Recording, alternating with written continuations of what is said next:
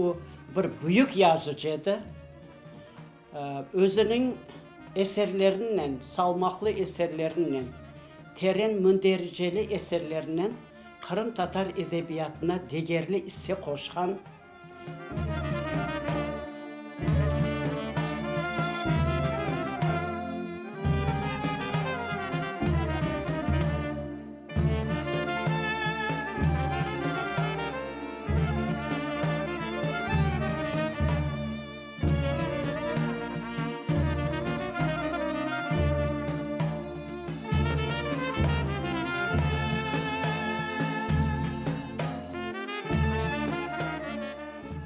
Hala bugün Ayder'in bir kitabı çıkanı yok. O çıkmaya layık insan idi.